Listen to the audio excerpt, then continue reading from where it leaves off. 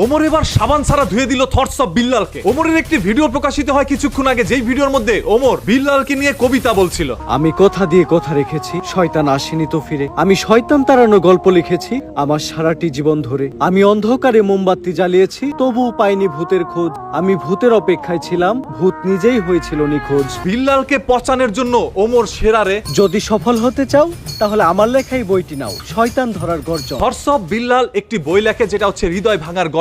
যেই বইটাকে কেন্দ্র করে ওমর আবার তার একটি ভিডিওর মধ্যে কিছু অংশেতে শয়তান ধরার গর্জন নামে একটি বই বের করে। শয়তান ধরার গর্জন, পৃষ্ঠা নাম্বার চুদলিঙ্ক। এবং বলা হয়েছে এই বইয়ের মাধ্যমে তারা ভূত ধরে। মানুষকে ভোদাই বানানোর 100টি উপায়। 1000 টাকা দিয়ে 120টার এই বইটি নেন আর ঠাস কইরা ভোদাই হয়ে যান। থটস অফ বিল্লাল একটি বই লিখেছে, যে বইটি লিখতে তার 100 টাকা খরচ হয় নাই। হৃদয় ভাঙার গর্জন। তবে সেই বইটি তিনি বাজারে 1000 টাকা বিক্রি করছে। এই যে এই বইটার দাম 1000 টাকা হয় কেমনে? আপনার আমার মতো মানুষ সেই বইটি না কিনলো, যারা থটস অফ বিল্লালকে অনুসরণ করে এবং তার অন্ধ ভক্ত রয়েছে, তারাই সেই বইটি কিনবে। আত্মা টাকার এই মোমবাতি চালাতে পেরেছে কয়জন? বেশিরভাগই তো চালাতে গিয়ে নিভে ফেলার গর্জন। পারবো না আমি ভালো করেই জানি, তবে দুঃস্বপ্ন আমার একটাই, সঞ্জনা নামের সেই আত্মাকে 5 টাকার মোমবাতি জ্বালিয়ে ডাকতে চাই। শয়তান ধরার গর্জন। এবং সেই বইটির দাম যদি 1 লক্ষ টাকাও করা হয়, তারপরও কিছু ভক্তরা সেই বইটি কিনবে। এইটা যখন বিল্লাল বুঝতে পারলো, তখনই থটস অফ বিল্লাল সেই বইটির দাম বাড়িয়ে 1000 টাকায় করলো। এই যে একটা বইয়ে শুধু এইটুকু লেখা, আমি যে বইগুলো আমি সেল করব কিছুই তো নাই। এন্ড এখানে আরো কিছু কন্টেন্ট পাবেন এবং প্রত্যেকটা কন্টেন্টে ইংলিশ ট্রান্সলেশন আছে।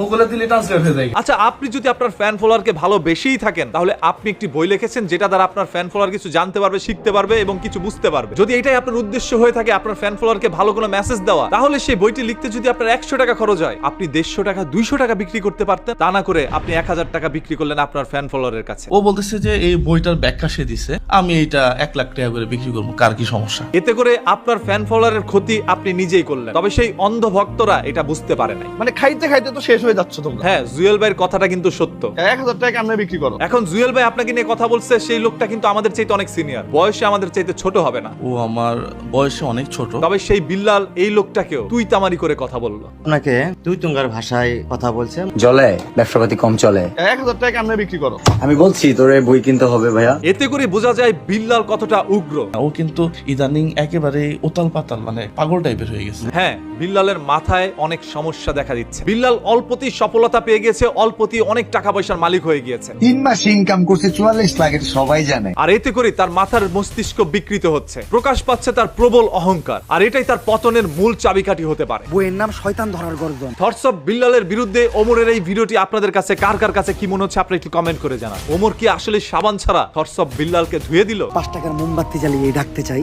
শয়তান ধরার গর্জন। থটস অফ বিল্লাল এবার তার পায়ের জুতাটাও